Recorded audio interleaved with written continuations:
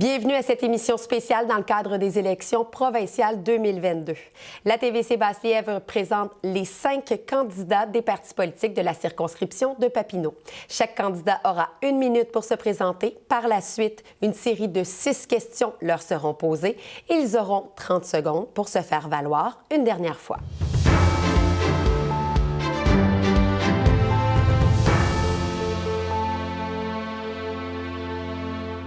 Voici la candidate de Québec solidaire dans Papineau, Madame Marie-Claude Latourelle. Bonjour, Madame Latourelle. Merci d'avoir accepté notre invitation.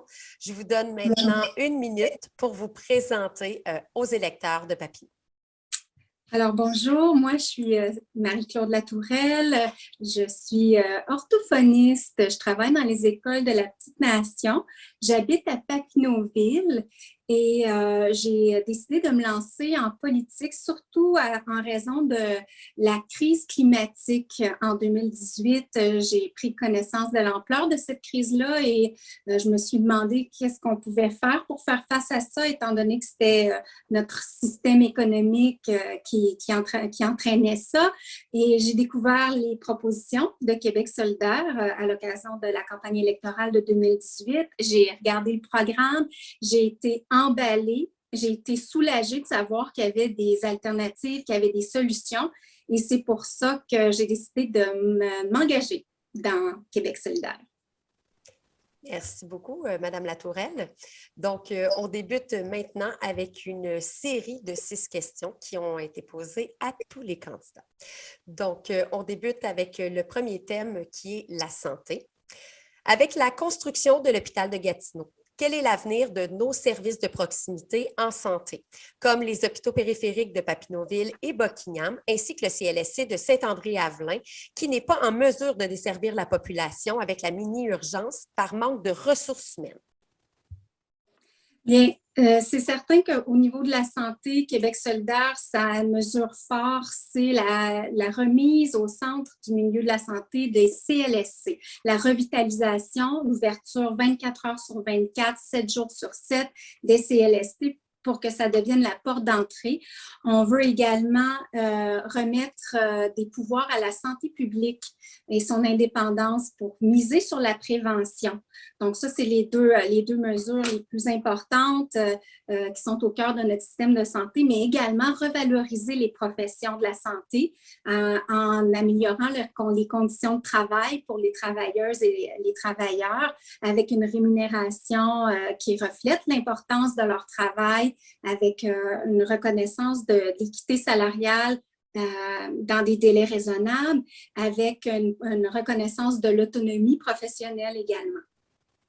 Parfait, merci beaucoup pour votre réponse. On poursuit maintenant avec le thème de la famille.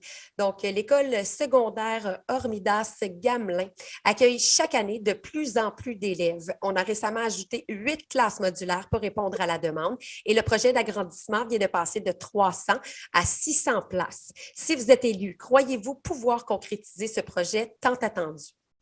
Oui, absolument. L'école ESHG a un criant besoin d'agrandissement de locaux.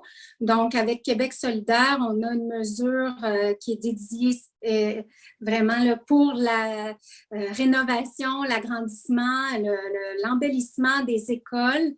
Donc, une mesure budgétaire importante pour ça. Et puis, étant donné qu'on a aussi le souci de l'équité territoriale, régionale, comme les besoins sont grands en Outaouais, bien, les écoles de l'Outaouais auront leur juste part. Il y a ESHG, mais il y a également l'école de Papineauville, l'école de Ripon. Il y a des écoles aussi dans le secteur qui sont desservies par la commission scolaire ou par le centre de services des draveurs. Donc, oui, c'est un engagement ferme de terminer l'agrandissement de l'école secondaire ESHG. Merci beaucoup pour votre réponse. On poursuit maintenant avec une question en transport. Donc, dans les dernières années, les relations entre le MTQ et les municipalités de Papineau, ainsi que l'état des routes ne se sont pas améliorés. Les municipalités réclament plus de pouvoir au centre de services de Papineauville pour desservir la région, ce que le MTQ refuse. Comment allez-vous appuyer les maires avec leurs demandes?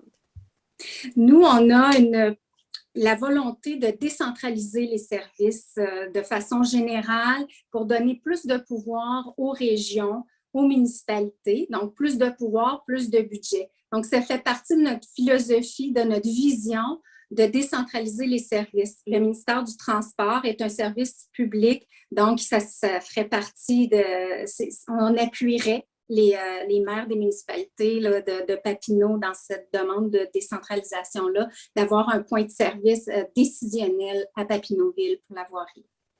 Et concrètement, si on poursuit, là, il nous reste quelques secondes pour en discuter. Concrètement, pour Papineau, ça pourrait se refléter comment?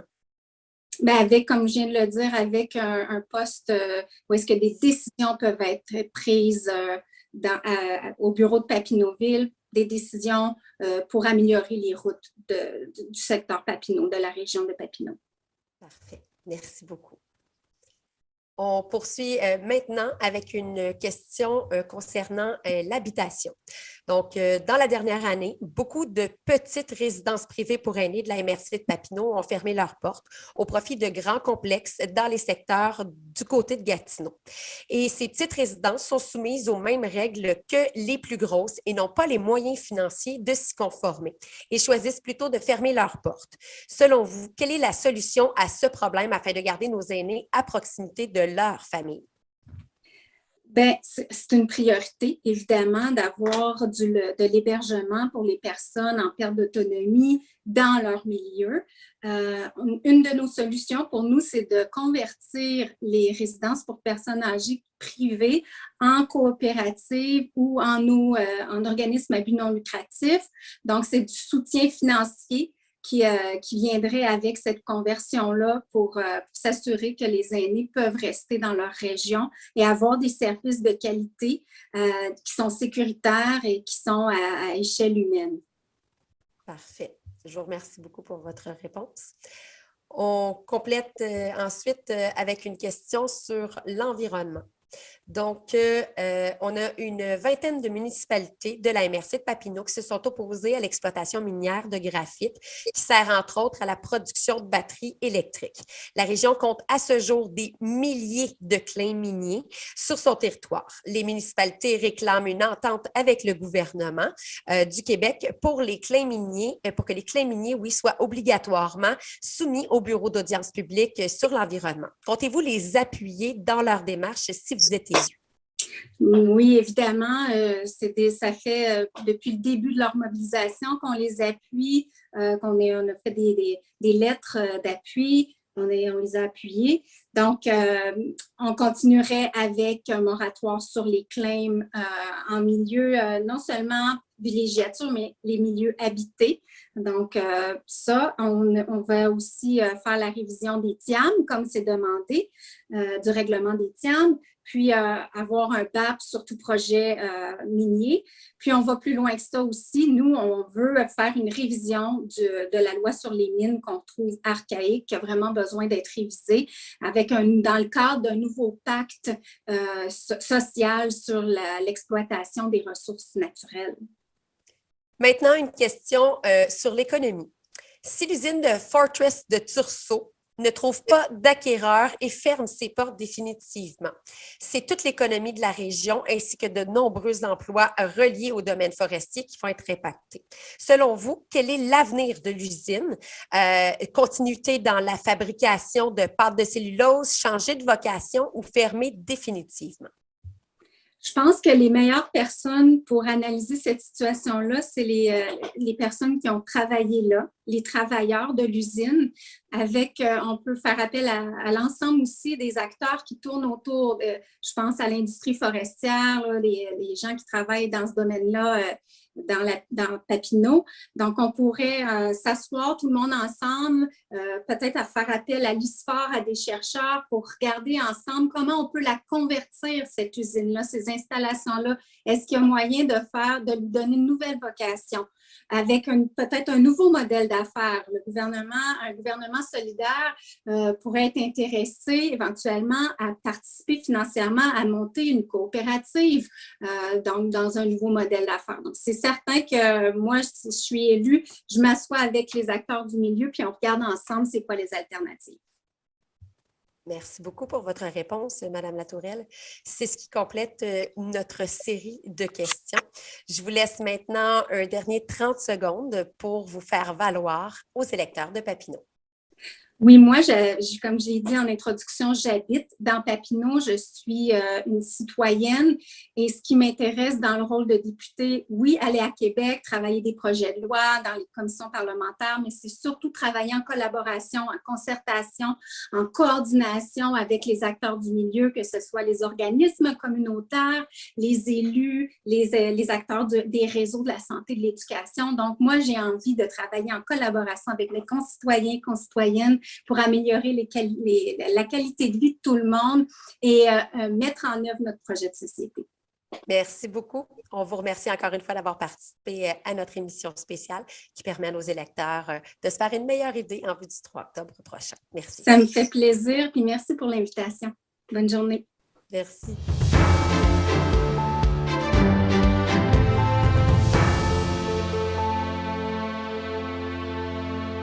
Je vous présente maintenant la candidate du Parti libéral dans Papineau, Mme Kate Somerville. Donc, bienvenue à l'émission. Maintenant, vous avez 1 minute en fait là, pour vous adresser aux électeurs. C'est à vous. Bien, bonjour, puis merci de m'accueillir. Donc, comme vous venez de me présenter, Kate Somerville, candidate pour le Parti libéral du Québec dans le comté de Papineau. Donc, à vrai dire, c'est simple. Qu'est-ce que je veux faire? Je veux représenter tous les citoyens de Papineau. Donc, moi, la couleur que je veux donner à ma campagne, c'est une campagne de terrain. Quand je dis terrain, ça veut dire que je veux être présente pour tout le monde, pour que tout le monde puisse venir me parler et que la voix de tout le monde puisse se faire entendre à l'Assemblée nationale. Ces 4 dernières années, malheureusement, ça ne s'est pas fait. C'est ce que j'entends sur le terrain, c'est ce qu'on me dit. Donc, moi, je me donne le mandat de représenter tous les citoyens de Papineau. Avocate de formation, je dirais que ma vocation est de représenter les gens. Donc, je me lance à fond là-dedans. Merci beaucoup, Mme Somerville, pour votre présentation. Maintenant, on passe à la partie questions. Donc, pour chacune des questions, vous allez avoir 1 minute pour répondre et toutes les questions ont été posées au même candidat. Donc, on débute avec la santé.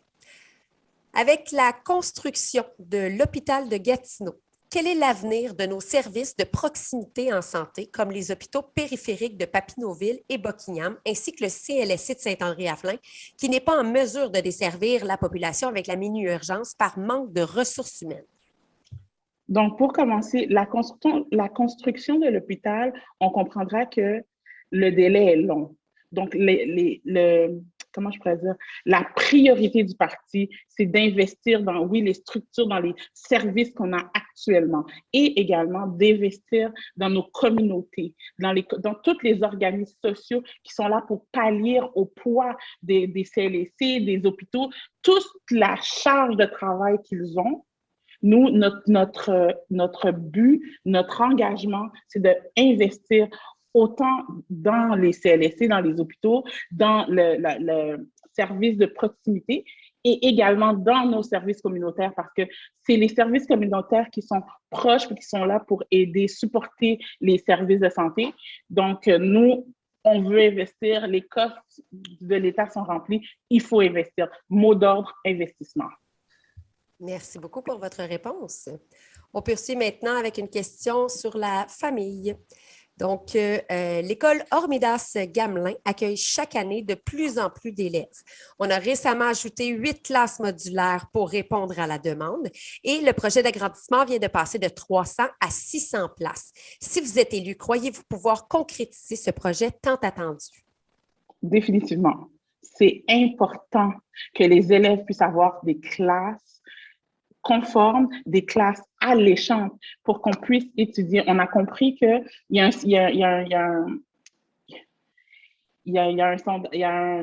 une étude qui avait été faite qui expliquait à quel point que lorsque des élèves sont dans des classes désuètes, dans des vieilles écoles, dans des écoles qui ne sont pas revitalisées, ça agissait sur leur apprentissage. Puis c'est ce qu'on doit définitivement abolir. On a des écoles, il y a eu des nouvelles écoles, les écoles sont vides par manque de personnel parce qu'il n'y a pas assez d'investissement auprès de du personnel, auprès des conditions de travail. Puis le Parti libéral élu le 3 octobre, bien, on va être en mesure de, oui, concrétiser tous les projets sur un délai rapide, parce que l'important, c'est que tout doit se faire rapidement. Puis, tout doit se faire rapidement. Et voilà. Merci beaucoup pour votre réponse. Donc, on poursuit maintenant avec une autre question, cette fois-ci concernant le transport. Dans les dernières années, les relations entre le MTQ, les municipalités de Papineau ainsi que l'état des routes ne se sont pas améliorées. Les municipalités réclament de plus de pouvoir au centre de services de Papineauville pour desservir la région, ce que le MTQ refuse. Comment allez-vous appuyer les maires avec leurs demandes? Bien, au fond, c'est simple. Je vais vous donner un petit scoop. J'ai un engagement à prendre. Puis le prochain engagement que je vais prendre, c'est qu'en effet, les municipalités de la MRC Papineau doivent avoir plus de pouvoir. Donc, on va faire en sorte, puis vous allez recevoir l'engagement mieux rodé, si je peux le dire ainsi, mais c'est d'avoir une personne ressource, notamment pour au niveau, qui va être en mesure de prendre des décisions par rapport au ministère du Transport, tout ce qui est transport, puis des pouvoirs. On va faut décentraliser. Par contre, il faut que les municipalités puissent avoir un vrai pouvoir. On ne va pas mettre une personne qui va être là simplement pour faire le pont entre les municipalités puis le gouvernement. Non, ça va être une personne avec un vrai pouvoir concret. Aujourd'hui, il faut des vraies solutions. Puis moi, je m'engage à donner des vraies solutions. Puis c'est un engagement que je vais prendre. Donc, comme je vous dis, il faut qu'une personne soit sur le terrain, qui connaisse les réalités des municipalités, qui va être en mesure de prendre des décisions. Puis c'est ça que je vais amener à Papineau avec le Parti libéral du Québec. Merci beaucoup pour votre réponse. On poursuit maintenant avec une question concernant l'habitation. Donc, dans la dernière année, beaucoup de petites résidences privées pour aînés de la MRC de Papineau ont fermé leurs portes au profit de grands complexes dans les secteurs de Gatineau. Ces petites résidences sont soumises aux mêmes règles que les plus grosses et n'ont pas les moyens financiers de s'y conformer et choisissent plutôt de fermer leurs portes. Selon vous, quelle est la solution à ce problème afin de garder nos aînés à proximité de leur famille? J'étais 2 semaines passées à Tursault. J'ai été dans une résidence privée, puis j'ai eu la chance de parler avec la propriétaire et les résidents. Puis leur demande était simple: plus de ressources, plus d'argent, puis de faire des catégories différentes. Donc, justement, d'arrêter de rentrer tout le monde dans le même moule. Les petites résidences ont des réalités différentes. Donc, c'est d'amener de l'investissement sous des conditions différentes. Puis juste même les personnes âgées qui me parlaient me disaient qu'ils n'ont même pas de ressources pour faire des simples petites activités. Et même la propriétaire qui me parlait me disait qu'elle avait de la difficulté à amener les gens à faire des activités autres que préparer la nourriture, les aider dans leur quotidien, mais c'était de faire plus d'activités. Puis elle n'avait même pas assez de ressources pour engager d'autres personnes. Merci beaucoup, Madame Semmerville. On poursuit maintenant avec une autre question, cette fois-ci concernant l'environnement. Une vingtaine de municipalités de la MRC de Papineau se sont opposées à l'exploitation minière de graphite qui sert entre autres à la production de batteries électriques. La région compte à ce jour des milliers de claims miniers sur son territoire. Les municipalités réclament une entente avec le gouvernement du Québec pour que les claims miniers soient obligatoirement soumis au Bureau d'audience publique sur l'environnement. Comptez-vous les appuyer dans leur démarche si vous êtes élu? Bien, à vrai dire, je suis venue moi-même avec cet engagement-là, puis j'ai été surprise lorsque j'ai dit le mot BAP. Là, mon collègue Mathieu Lacombe, il a sauté sur le mot. Donc, j'étais un peu surprise parce que je suis arrivée avec l'engagement, puis c'était mon premier engagement formel. On va faire des audiences publiques. Il faut faire des audiences publiques. Il faut modifier la loi. Les lois sont archaïques. Puis, qui est le meilleur acteur pour aider le gouvernement à les changer? Bien, c'est les municipalités. Donc, c'est certain qu'avec un gouvernement libéral, avec moi comme député Papineau, c'est certain, audience publique sous forme de BAP. Et en plus, c'est sûr que pendant toute l'audience publique, il y aura aucune exploitation, nouveau développement minier tant et aussi longtemps qu'on n'aurait pas réglé la question ou que les acteurs, les municipalités qui sont, comment je pourrais dire, touchés n'acceptent pas le projet. Merci beaucoup pour votre réponse. Et on termine maintenant avec une dernière question, cette fois-ci concernant l'économie. Si l'usine Fortress de Tursault ne trouve pas d'acquéreur et ferme ses portes définitivement, c'est toute l'économie de la région ainsi que de nombreux emplois reliés au domaine forestier qui vont être impactés. Selon vous, quel est l'avenir de l'usine? Continuer dans la fabrication de pâtes de cellulose, changer de vocation ou fermer définitivement? Malheureusement, aujourd'hui, je ne serais pas en mesure de vous dire l'avenir exact de l'usine. Mais une chose que je peux vous dire, que peu importe l'avenue qu'on va prendre, on va la prendre en considérant l'ensemble de l'économie parce que c'est extrêmement important. On n'est pas là pour appauvrir personne et on n'est pas là non plus pour que les citoyens déménagent ou se sentent encore moins supportés par le gouvernement. Donc, peu importe la décision qu'on va prendre, l'intérêt premier, ça va être les citoyens, les travailleurs, les familles. Parfait. Merci beaucoup pour votre réponse et merci également pour votre participation. Vous aidez grandement les électeurs à se faire une idée dans le but du vote qui va avoir lieu le 3 octobre prochain. Et en terminant, je vous laisse 30 secondes pour vous faire valoir une dernière fois aux électeurs. Merci. Bien, comme j'ai dit, je suis une fille de terrain, avocate de formation. Mon but, c'est de défendre tout, même quand qu'est-ce qu'on peut penser peut sembler ridicule ou oh non, peut-être qu'on ne se ferait pas entendre. Mon rôle, ma priorité, c'est les citoyens Papineau, puis je veux pouvoir vous le démontrer. Faites-moi confiance, votez Kate Somerville, Parti libéral, je vous garantis que vous ne le regretterez pas. Merci beaucoup pour votre participation et bonne fin de campagne. Merci.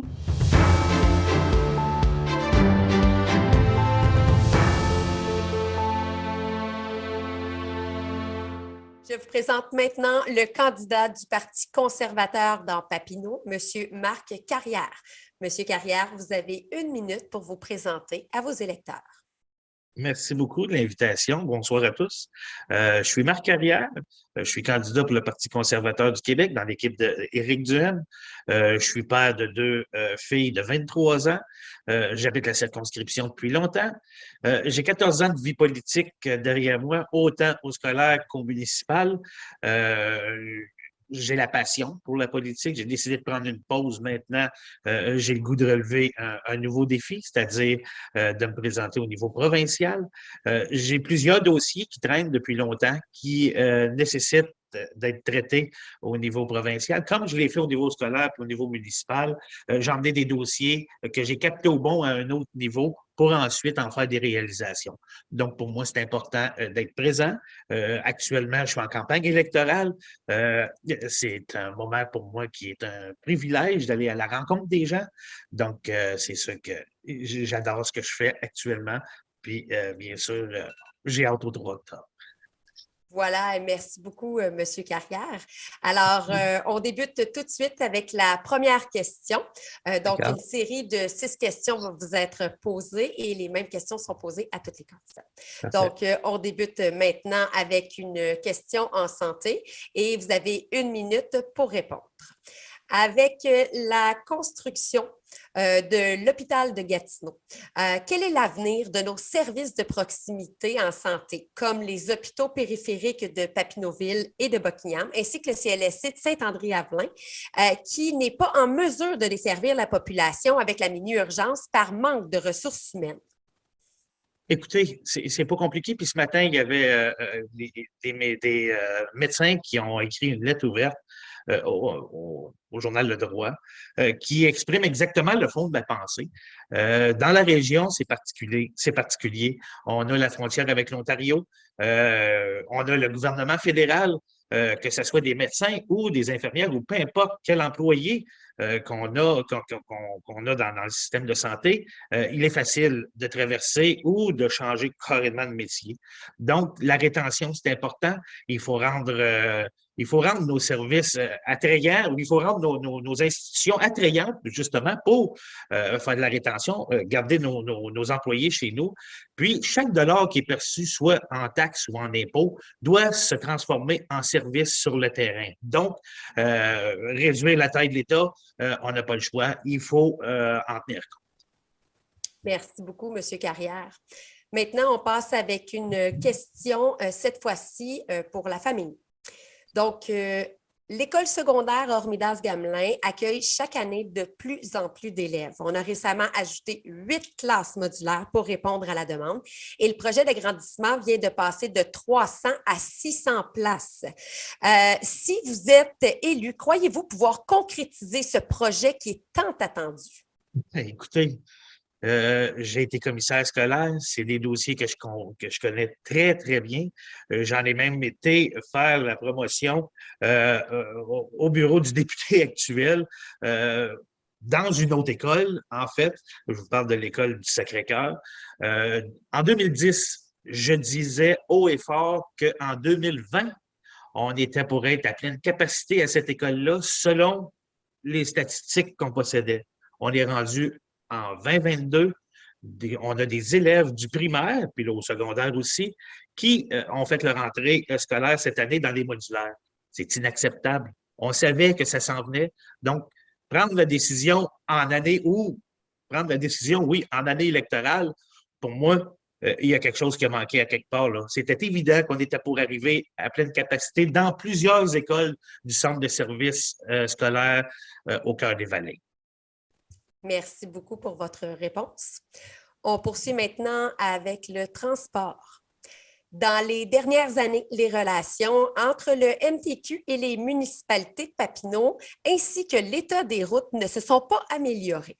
Les municipalités réclament plus de pouvoir au centre de services de Papineauville pour desservir la région, ce que le MTQ refuse. Comment allez-vous appuyer les maires avec leurs demandes? Écoutez, je pense que c'est évident qu'au niveau du transport, on a du travail à faire. Même moi, personnellement, comme conseiller municipal, j'ai fait avancer un dossier, un en particulier. Je vous parlerai des bretelles de la rue Georges côté Est. Je veux dire, c'est incroyable de voir encore qu'on est obligé de parler de ça aujourd'hui, que ce n'est pas fait. Puis pas juste une question de transport, mais bien sûr pour des raisons de sécurité. Puis je pense qu'il y a quelque chose à faire. Le MTQ, là, il y a du travail à faire. Puis maintenant, sais-tu encore la raison de la taille de l'État, du niveau politique à aller jusqu'au terrain, on n'est pas capable de se parler ou la communication est défaillante. C'est sûr qu'il y a du travail à faire. Puis oui, il faut écouter les maires des municipalités. C'est eux qui sont sur le terrain, qui connaissent exactement où sont les problèmes ou peu importe. Donc, oui, il faut aussi parler directement avec ces gens-là, les experts dans le domaine. Parfait, merci beaucoup. Alors, on poursuit cette fois-ci avec une question en habitation. Dans la dernière année, beaucoup de petites résidences privées pour aînés de la MRC de Papineau ont fermé leurs portes au profit de grands complexes dans les secteurs plutôt situés à Gatineau. Ces petites résidences sont soumises aux mêmes règles que les plus grosses et n'ont pas les moyens financiers de s'y conformer.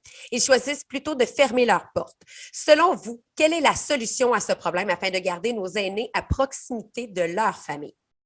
Écoutez, il faut offrir ces services de proximité. Surtout en santé. Nos aînés demandent de plus en plus de rester chez eux jusqu'à la toute fin, puis je pense que c'est tout à fait louable.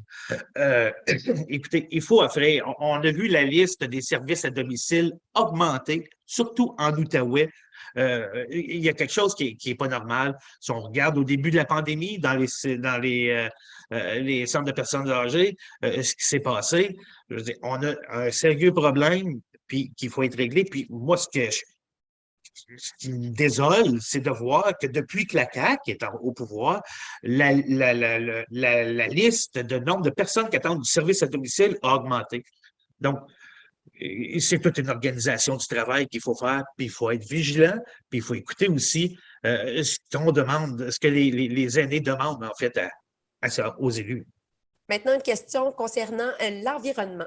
On a une vingtaine de municipalités de la MRC de Papineau qui se sont opposées à l'exploitation minière de graphite qui sert, entre autres, à la production de batteries électriques.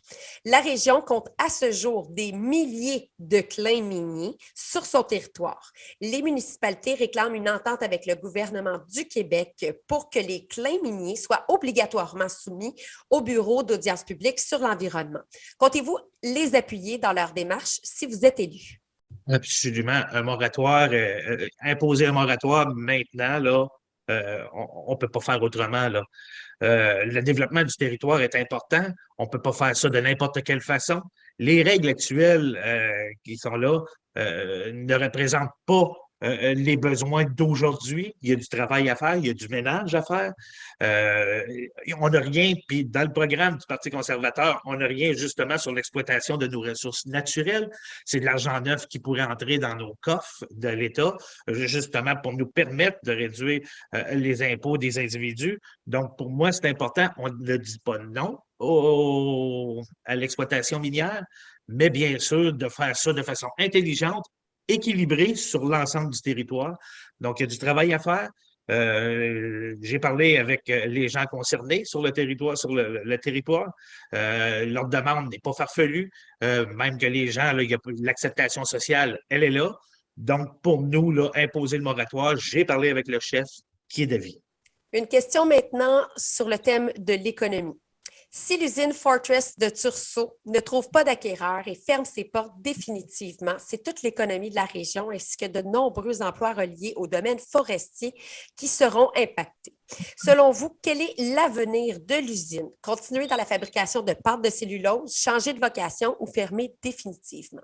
Je pense que, dépendamment des résultats, là, on a toujours espoir, mais maintenant, là, la transformation de l'usine comme telle devrait être nécessaire.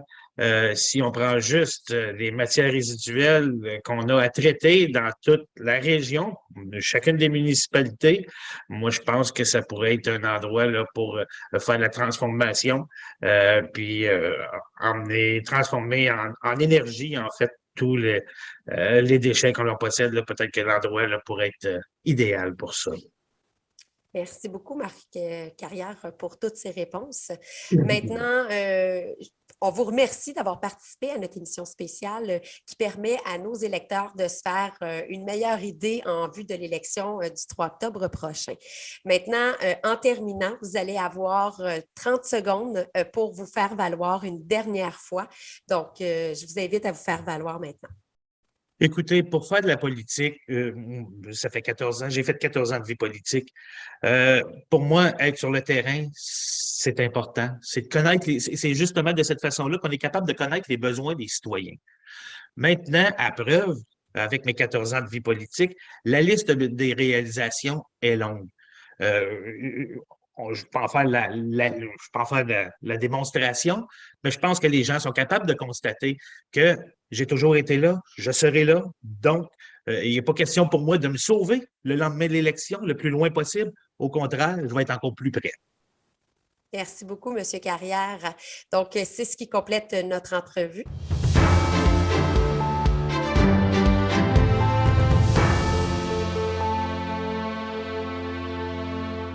C'est maintenant au tour du candidat de la coalition Avenir Québec dans Papineau, M.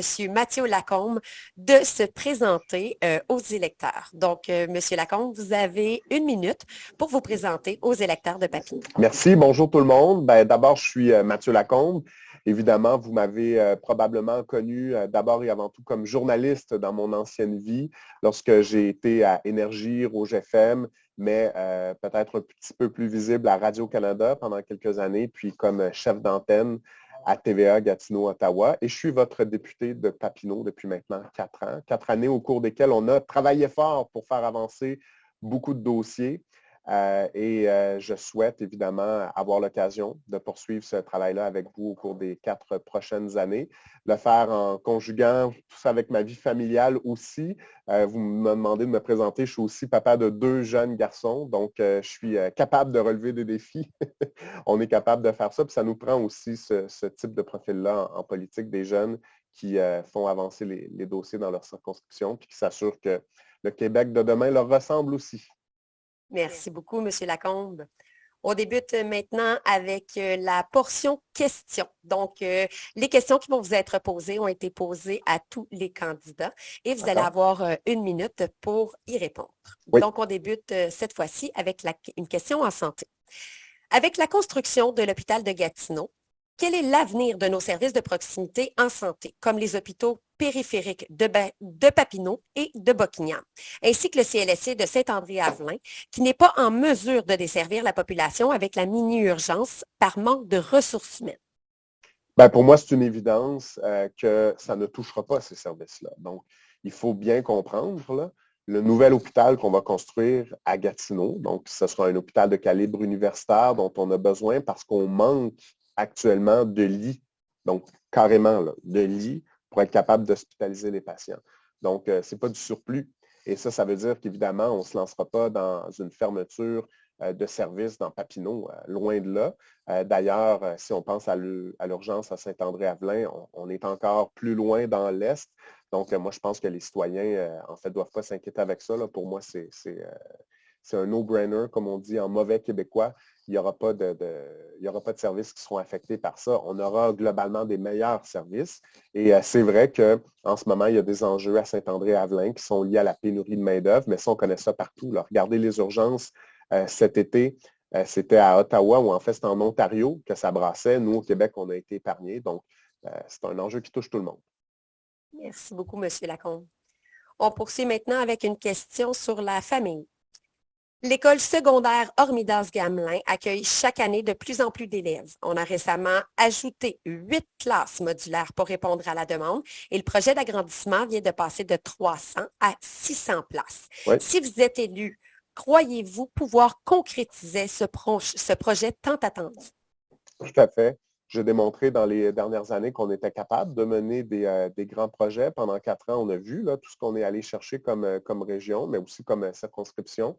Je pense notamment chez nous à l'Ange Gardien, où on aura une nouvelle école primaire. Je pense aussi à l'école du Sacré-Cœur, où on va non seulement la revitaliser, mais on va aussi l'agrandir. Donc, ça, je pense qu'il faut souligner qu'on a déjà posé des gestes qui sont importants, mais il reste encore du travail à faire. Puis, vous avez raison de le souligner, l'Hormidas-Gamelin, c'est un bon exemple. Les modulaires, on ne parle pas de roulotte, là, comme dans le temps peut-être de nos parents. Là. Si vous allez là, moi, en tout cas, on me faisait visiter ça au cégep.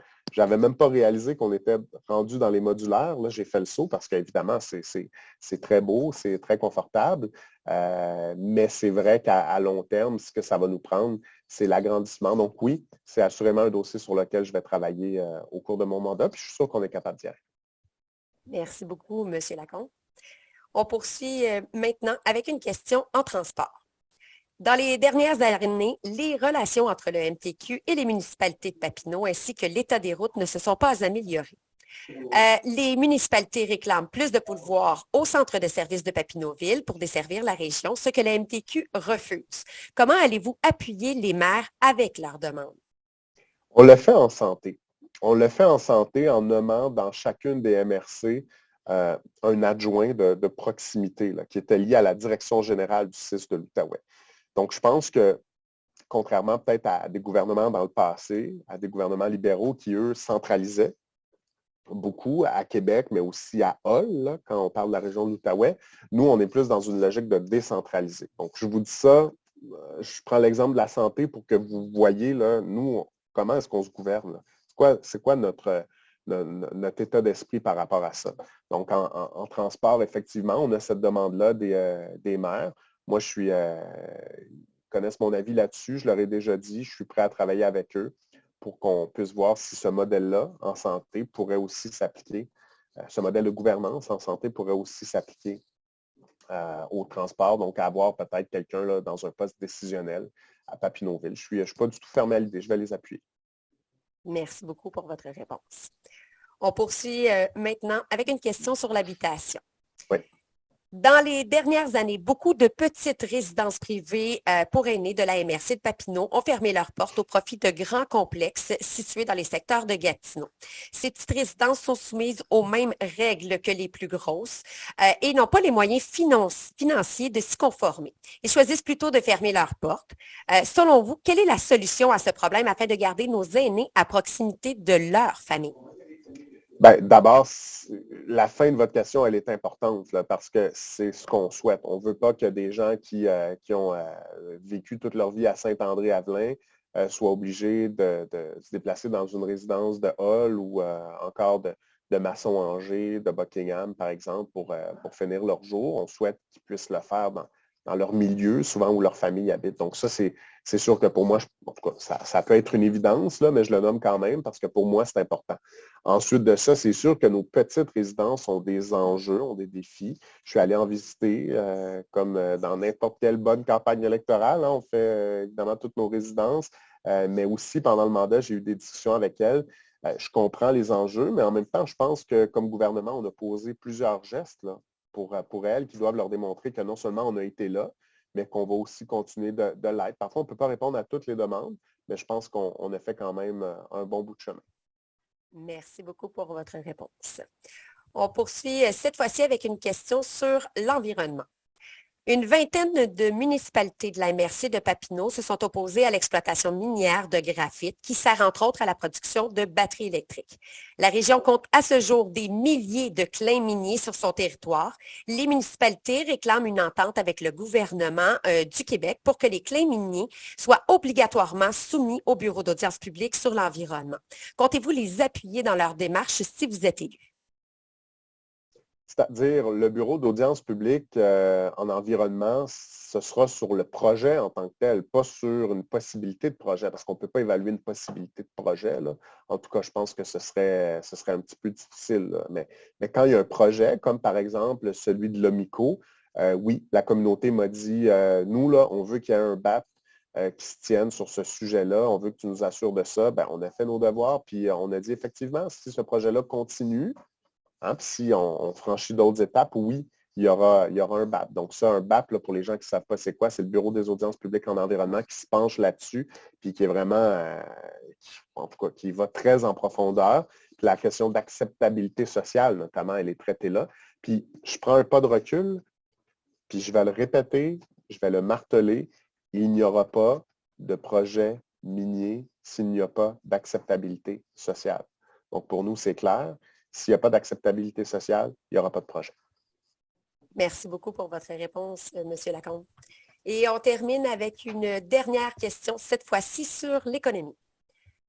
Si l'usine Fortress de Tursault ne trouve pas d'acquéreur et ferme ses portes définitivement, c'est toute l'économie de la région ainsi que de nombreux emplois reliés au domaine forestier qui vont être impactés. Selon vous, quel est l'avenir de l'usine? Continuer dans la fabrication de pâte de cellulose, changer de vocation ou fermer définitivement? Bien, je pense que l'objectif, là, c'est de trouver un acheteur.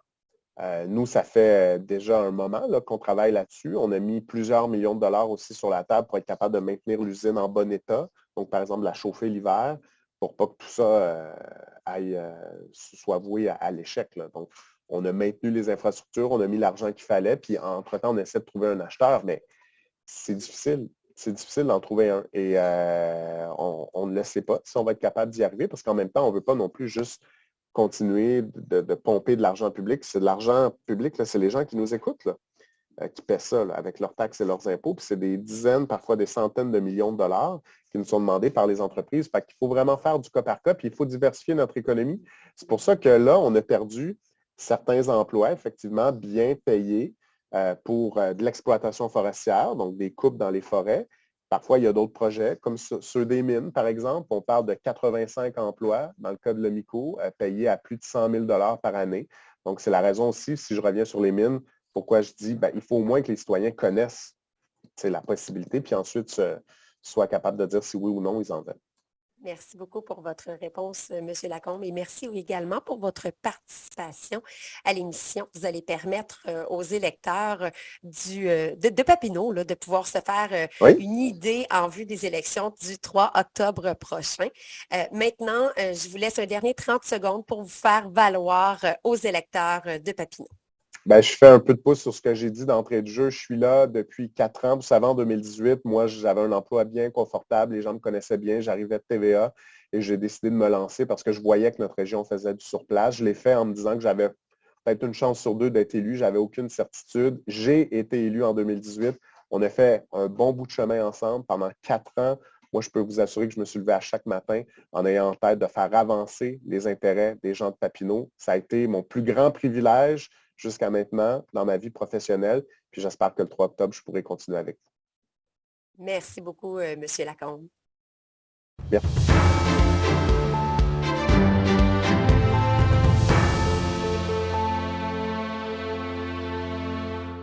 C'est maintenant au tour de la candidate du Parti québécois dans Papineau à se présenter à la TVC Basse-Lièvre, donc Audrey-Anne Chicoine. Bienvenue. Donc maintenant, vous allez avoir 1 minute pour vous présenter aux électeurs de la région. Allez-y. Parfait. Donc, merci beaucoup pour l'invitation. Moi, je m'appelle Audrey-Anne Chicoine. J'ai 25 ans et je suis bachelière en travail social. Moi, dans le fond, j'ai grandi dans le comté de Papineau. Puis, ma famille y habite toujours. Alors, c'est vraiment un territoire que j'ai un grand sentiment d'appartenance pour. Moi, j'ai travaillé beaucoup dans le milieu communautaire. J'ai été 10 ans à la maison de la famille Vallée de la Lièvre. Puis ensuite, j'ai fait le saut au CISO, où j'ai été organisatrice communautaire pour tout le secteur de la Basse-Lièvre, ainsi qu'un peu dans la Petite Nation. Donc, moi, je suis une fille vraiment très impliquée. Pendant tout mon parcours, je suis assez jeune, mais j'ai été grandement impliquée dans plusieurs causes sociales, dont la sécurité alimentaire, toute la question de la communauté LGBTQ, pour des communautés étudiantes. Donc, je suis vraiment quelqu'un de disponible, qui est au courant des enjeux locaux du territoire. Alors, c'est pas mal ça ma présentation. Merci beaucoup, Mme Chicoine. On va maintenant y aller avec la portion des questions. Donc, toutes les questions ont été adressées, les mêmes là, à tous les candidats. Donc, on débute cette fois-ci avec une question en santé. Oui. Avec la construction de l'hôpital de Gatineau, quel est l'avenir de nos services de proximité en santé, comme les hôpitaux périphériques de Papineauville et de Buckingham, ainsi que le CLSC de Saint-André-Avelin, qui n'est pas en mesure de desservir la population avec la mini-urgence par manque de ressources humaines? Exactement. Donc, ça, c'est vraiment un enjeu pour moi parce que moi, je valorise beaucoup nos services de proximité. Puis même au Parti québécois, on veut vraiment redonner vie à nos CLSC puis à nos services de proximité pour la population. Puis, toute la question des ressources humaines, comme on en parle, etc., c'est vraiment travailler les conditions de travail de nos professionnels de la santé et des services sociaux. Par exemple, je pense à la loi sur les ratios que nous, on s'est positionné. On a fait un communiqué de presse, justement, pour ça, de vraiment avoir une reconnaissance des conditions de travail, le salaire, le mode de gestion qui se situe dans nos services de santé. Puis, c'est ça, pour vraiment que notre population n'ait pas besoin de se déplacer en ville pour avoir des services de santé. Donc, c'est vraiment sur ça qu'on va miser, puis de redonner, de soutenir davantage nos services de proximité. Merci beaucoup, Mme Chicoine. On poursuit maintenant avec une question sur la famille. Oui. L'école secondaire Hormidas-Gamelin accueille chaque année de plus en plus d'élèves. On a récemment ajouté 8 classes modulaires pour répondre à la demande et le projet d'agrandissement vient de passer de 300 à 600 places. Si vous êtes élu, croyez-vous pouvoir concrétiser ce projet tant attendu? C'est certain, ça, c'est un de mes bébés aussi, l'éducation. Moi, en ce moment, je suis conseillère en promotion de la santé volet scolaire. Donc, je travaille avec les écoles quotidiennement. Et nous, on s'est positionné pour appuyer chaque projet d'agrandissement des écoles. Parce qu'on croit que ce n'est pas normal que les élèves doivent faire une grande distance, qui soit aller dans d'autres écoles pour étudier. C'est des conditions non favorables à la réussite éducative de nos élèves. Puis, toute la question pour les enseignants aussi. Ce n'est pas valable d'avoir des classes avec 40 jeunes, puis de devoir défiler le contenu pédagogique. Donc, il y a toute la question de climat scolaire, etc. Donc, c'est pour nous, on valorise des projets d'agrandissement des écoles pour faire plus de classes, que ça soit vraiment de proximité avec les élèves. Donc, c'est pour la réussite éducative et le climat scolaire de tout le monde qu'on encourage ces projets. Merci beaucoup, Mme Chicoine. On poursuit maintenant avec une question sur le transport. Oui. Dans les dernières années, les relations entre le MTQ et les municipalités de Papineau ainsi que l'état des routes ne se sont pas améliorées. Les municipalités réclament plus de pouvoir au centre de services de Papineauville pour desservir la région, ce que la MTQ refuse. Comment allez-vous appuyer les maires avec leurs demandes? Oui, donc il y a toute une question aussi de redonner du pouvoir décisionnel à nos municipalités. Ceux qui sont sur le terrain, ceux qui sont conscients des enjeux au quotidien. Donc, nous, on a vraiment l'envie de redonner le pouvoir à nos municipalités. Et moi, dans ma campagne, j'ai eu la chance de rencontrer plusieurs municipalités dont on a pu déjà établir une relation de confiance et de partenariat pour développer vraiment des projets. Et moi, je crois profondément au transport de proximité et qu'on doit vraiment mettre davantage de soutien, tant financier que juste en approuvant les projets, pour que notre population au quotidien puisse se déplacer où qu'ils veulent. On a plusieurs qui n'ont pas de voiture, qui n'ont pas la capacité de conduire. Donc, on veut vraiment favoriser le transport de proximité pour que nos personnes aient accès aux services de base et aux commerces de base pour inclure le transport collectif dans leur quotidien. Merci beaucoup, Mme Chicoine. On poursuit maintenant avec une question sur l'habitation. Dans la dernière année, beaucoup de petites résidences privées pour aînés de la MRC de Papineau ont fermé leurs portes au profit de grands complexes dans les secteurs de Gatineau. Ces petites résidences, oui, elles sont soumises aux mêmes règles que les plus grosses et n'ont pas les moyens financiers de s'y conformer. Ils choisissent plutôt de fermer leurs portes. Selon vous, quelle est la solution à ce problème afin de garder nos aînés à proximité de leur famille? Donc, comme j'ai dit, c'est vraiment de renforcer nos services de proximité. Moi, je me sens mal et c'est un deuil. Et moi, j'ai été proche aidante dans ma vie pour mes grands-parents. Donc, j'ai vécu ce deuil-là, ce déchirement d'envoyer nos personnes en résidence et les déraciner de leur coin. Donc, tous les petits villages, etc. Donc, nous, c'est vraiment de renforcer, le soutien à domicile. Donc, toutes nos mesures pour les aînés, de les garder le plus longtemps possible à la maison. On a des programmes pour les proches aidants aussi. Donc, tout le soutien face à la personne concernée afin d'éviter qu'ils doivent se rendre à la résidence ou les garder à la maison le plus longtemps possible. Donc, tout ça, donc les petites résidences aussi sont inclus là-dedans pour vraiment les garder dans leur coin, dans leur village, où ils ont vécu toute leur vie pour éviter de se faire ce deuil-là, puis de rester à la maison avec les services adaptés et adéquats, tant pour les professionnels que l'aménagement d'une barre de douche. Merci beaucoup, Mme Chicoine. On poursuit maintenant avec une question sur l'environnement. Oui. Une vingtaine de municipalités de la MRC de Papineau se sont opposées à l'exploitation minière de graphite qui sert entre autres à la production de batteries électriques. La région compte à ce jour des milliers de claims miniers sur son territoire. La municipalité réclame une entente avec le gouvernement du Québec pour que les claims miniers soient obligatoirement soumis au Bureau d'audience publique sur l'environnement. Comptez-vous les appuyer dans leur démarche si vous êtes élu? Et oui, j'ai l'intention de les appuyer formellement. Et dès ma première semaine de campagne, j'ai travaillé pour avoir une position officielle et notre communiqué de presse est parti le 13 septembre. Donc, moi, personnellement, j'appuie 100% les municipalités dans leur demande de moratoire. Et ça rentre un peu aussi dans le pouvoir décisionnel que j'ai parlé tout à l'heure des municipalités. Je veux que les municipalités, les communautés locales soient assis lors de tout le processus et dans chaque décision importante, dans l'évaluation environnementale, c'est important que les personnes concernées soient assises à la table et qu'ils soient prises au sérieux et que leurs décisions ont vraiment un impact sur le processus. Donc, moi, je sais qu'on a besoin de l'exploitation minière du graphite pour l'électrification des automobiles et tous les transports qu'on veut.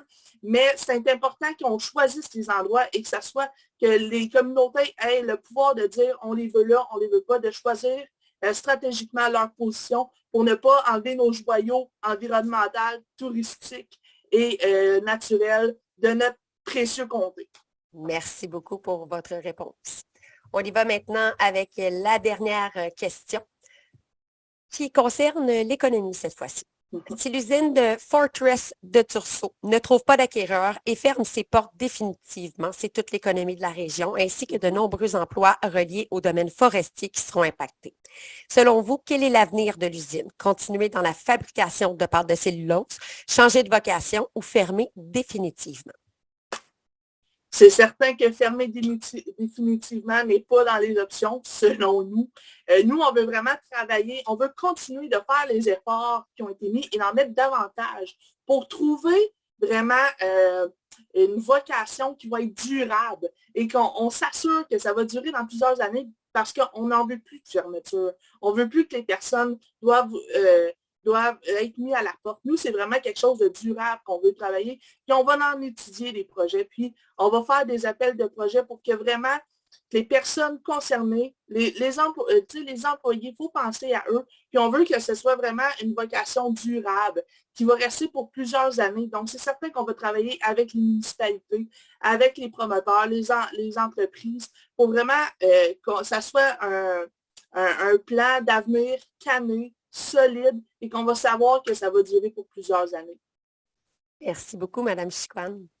Je vous remercie pour toutes vos réponses, pour votre participation à notre émission afin de permettre aux électeurs de se faire une meilleure idée pour le vote qui va avoir lieu le 3 octobre prochain. Et en terminant, on vous laisse 30 secondes pour vous faire valoir. Oui. Parfait. Donc, moi, je m'appelle Audrey-Anne. Moi, je suis une fille de terrain, de proximité. Puis je me suis fait une promesse de rester la même personne authentique, donc accessible, disponible, qu'on a un lien de confiance qui se crée entre la population et la députée. Je crois à mes capacités de vous représenter, de vous défendre, et je suis toujours là pour vous. N'hésitez pas à me contacter, ça va me faire plaisir de discuter. Merci beaucoup, Mme Chicoine, pour votre participation. Au plaisir. Merci. Merci beaucoup.